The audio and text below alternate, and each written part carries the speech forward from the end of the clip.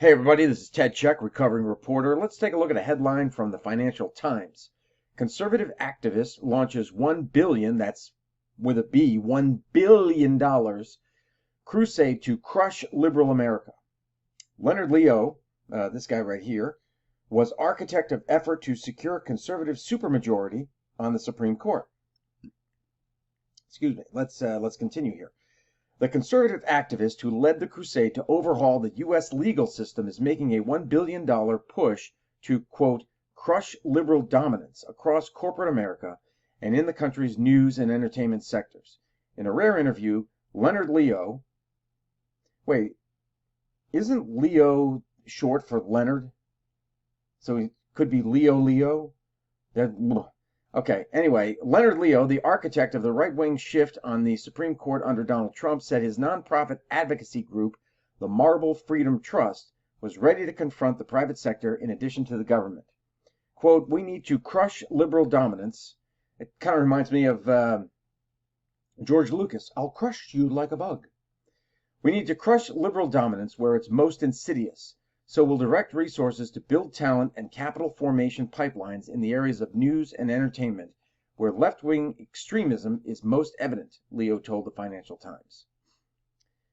Expect us to increase support for organizations that call out companies and financial institutions that bend to the woke mind virus spread by regulators and NGOs, so that they have to pay a price for putting extreme left-wing ideology ahead of consumers, he said.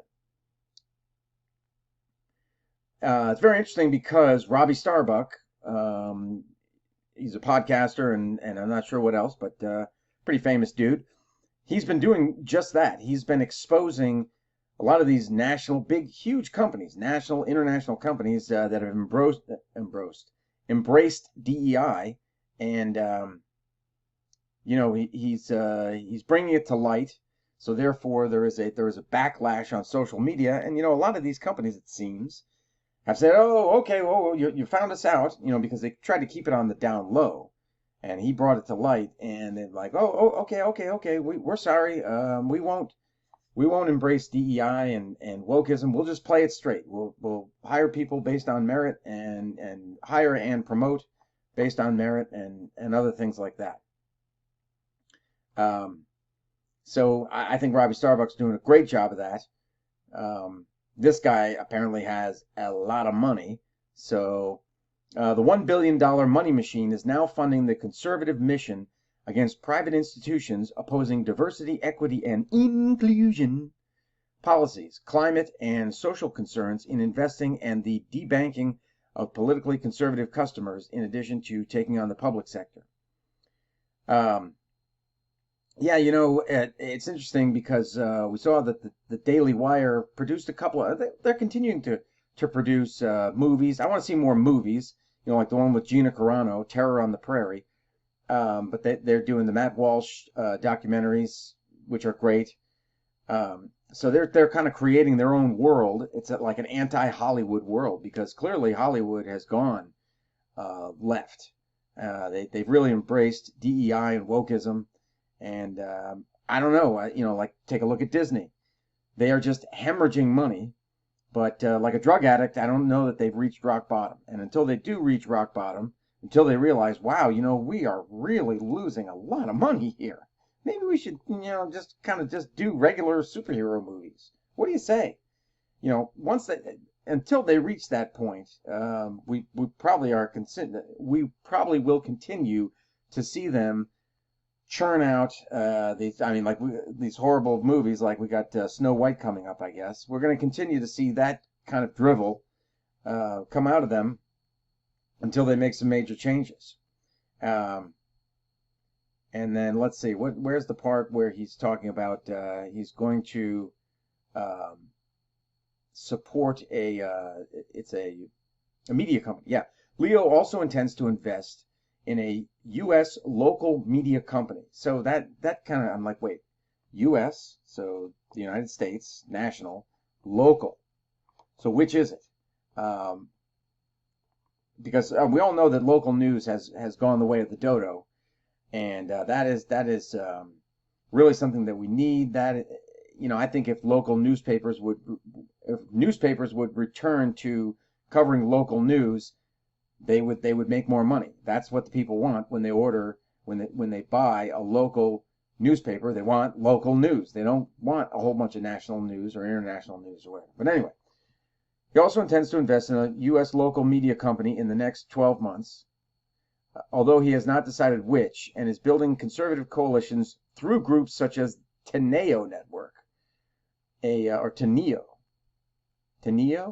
a club with chapters across the country. I've never heard of these people. What kind of a club is it? What do they do?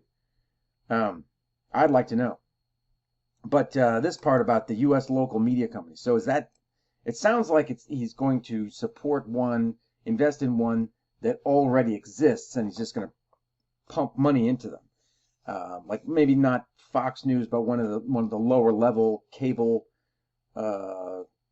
companies, or something more streaming, or maybe an online website, or maybe kind of a combination of all of those. It sounds like he wants to do that rather than creating one out of nothing. But the thing is, when he says he wants to crush liberal America and crush liberal news, I don't know if that's and maybe I'm not understanding it right, but just from me reading this, I don't in my book, I don't want to necessarily crush them, but I'd like to see a return to journalism, true journalism. And I think the mainstream media can do that, but like I was saying, kind of like Disney, like a drug addict's got to hit rock bottom first, and I don't know that the mainstream media has hit rock bottom. I don't know if they fully realized what's going on and what's at stake, and that they're not practicing the principles of true journalism, like objectivity and fairness and accuracy. So they need to get to that point first before turning it around. And in my book, I offer some suggestions to them as to how they could go about doing that. So that's kind of the issue. When Leo says he wants to crush them, I don't know if that's a goal that can be reached. I would just rather see the mainstream media, like I said, return to practicing true journalism, because I think we'd all like to just be able to turn on our TVs, turn on our computers, and be able to watch the news and be confident, and to have that trust again in the news. That's what we'd like. We'd like to have that trust that we did, decades ago. We had that trust, and since then it's been broken by the mainstream media, but I think we can gain that back again, and I think we'd all like to see that happen, because if for nothing else, convenience. Like, we like to just turn on the TV and not worry about what we're watching. Like, that's fake, that's not true, da, da, da, da. We immediately have our blinders up, or immediately have our BS detectors on as far as what we're watching. And that's the way we've been conditioned over the past few decades. And it's sad, it's unfortunate, and hopefully someday that can be turned around. But anyway, let me know your thoughts, and I will talk to you later.